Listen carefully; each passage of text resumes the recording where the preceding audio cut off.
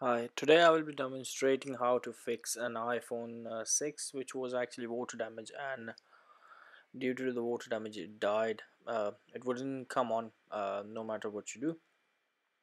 So the first thing I did, I looked through my eyes where anything was corroded or looking bad, or it might have actually you know uh, gone shorted or anything.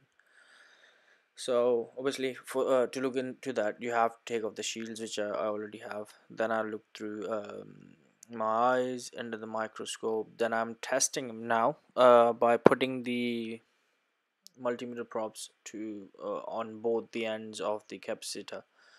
So if it beeps, that means it's being shorted. So that's what I've actually found there. I've actually not looked a lot because uh, those were the capacitors which I could actually see clearly that those were corroded, and I attempted to take them off and uh, to turn on the phone. It's not one of them ultrasonic cleaning jobs. This is I would say, you need you have to invest some time to learn these skills and get into it. I've seen some of the videos on YouTube where actually people say that you can just do the ultrasonic cleaning and the phone comes alive and all that. In those kind of water damages, uh, uh, obviously you don't really have to do the ultrasonic cleaning. You can just use any of the circuit cleaner, put it on the brush and just rub it off. So most of the time that works, but sometimes it doesn't. So the times it does not work like that, obviously you have to do what I'm doing right now. It's just looking through, testing the capacitors, or in if the capacitor wouldn't work in this case, I probably would have actually gone for one of the ICs nearby, which could have been shorted because of the water, or maybe I'm just guessing, uh, could be because the those capacitors would have actually shorted the whole rail on the PCB. In order to diagnose that, you'd have to change the IC, and obviously it's kind of a looking into the rabbit hole, as I've heard people saying, um, which does worth investing time in sometimes, but most of the times, if the removing the capacitors or removing one or two ICs and changing them, like the charging IC or maybe the power IC, if that don't work, then I think it's kind of a useless to work more on these phones, because I don't know, just don't turn on.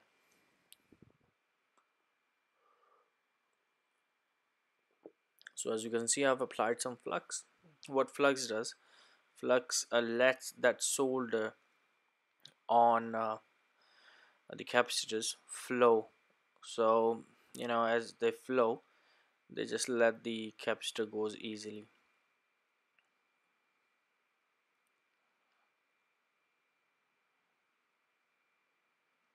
So the temperature there is about 420 degrees, and as you can see, I've actually covered the nearby ICs and the components by the Kapton tape, because I was pretty sure that this capacitor was causing that phone not to turn on. This is why I didn't want to actually reflow or damage any of the components nearby. This is why I've actually put the Kapton tape on and applied heat and with the flux, and I'm waiting for that flux to actually do its job. Let the solder melt, and there we go. I've picked it up. So I've picked it up and all that, and I'm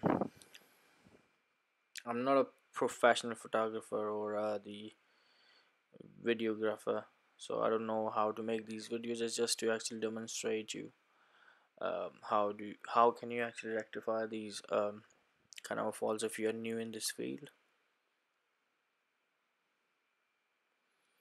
I tested there. Sorry, basically I'm recording this voice afterwards because my heating station tend to make a lot of noise, as well as the fume extractor. So this is why I cannot actually record the voice live, so I have to record them afterwards. But when I tested them before, they were shorted, which means when I put the probes on both the ends, it was making a beep noise. And when I tested it now, it didn't make any beep noise. So obviously, once I've done that, so I am pretty sure that the short is gone. The phone should switch on to normal. So I'm gonna try the phone. Obviously the result is that it did come on, but I just wanted to show you that how I did it. So I'm just looking through.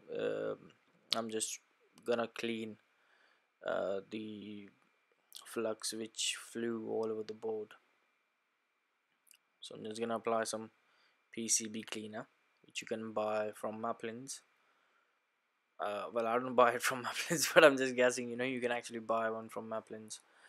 Um, if you would like to know which circuit cleaner I use, you can leave me a comment and I'll get back to you.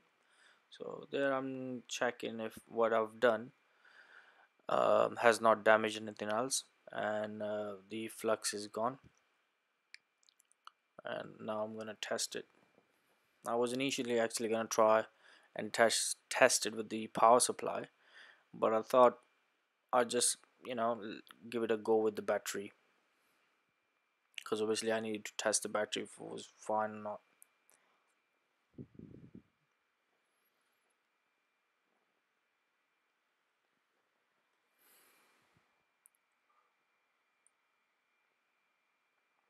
I have no idea why I'm taking this long. I must be talking to somebody, as I've got some apprentices who are actually learning how to do this.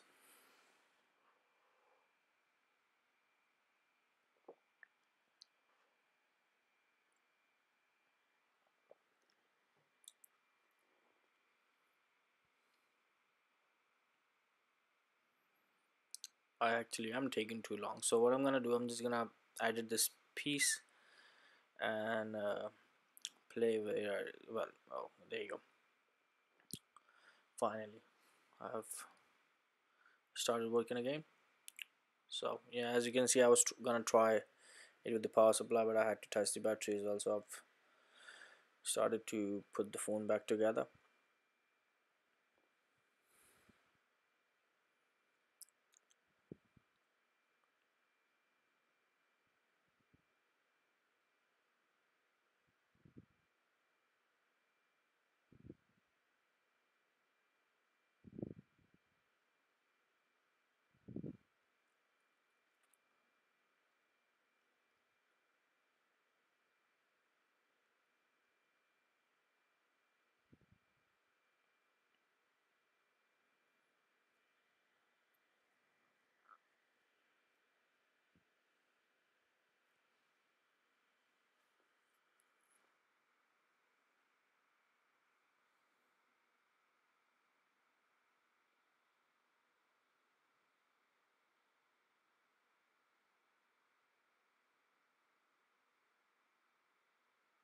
I actually have the camera on my microscope as well.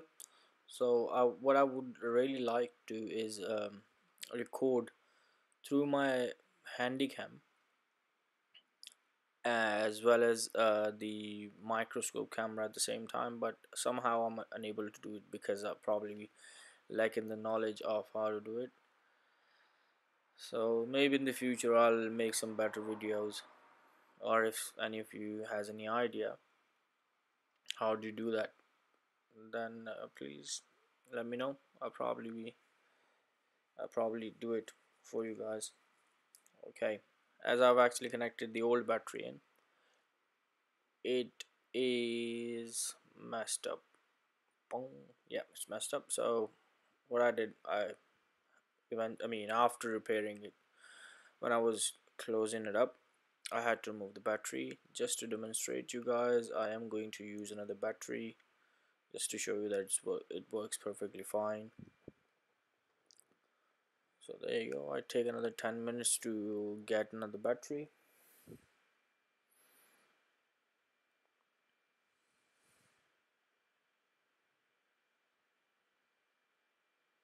Come on, be quick, be quick. Me in the past.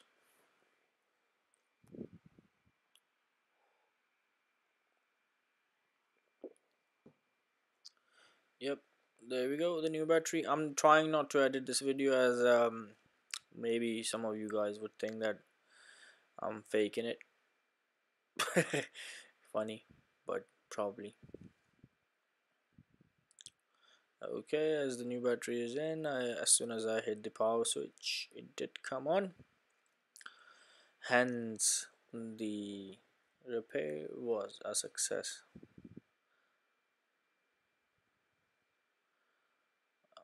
Oh, why am I moving? Uh, Maybe because I had actually been working on it for a long time to figure it out.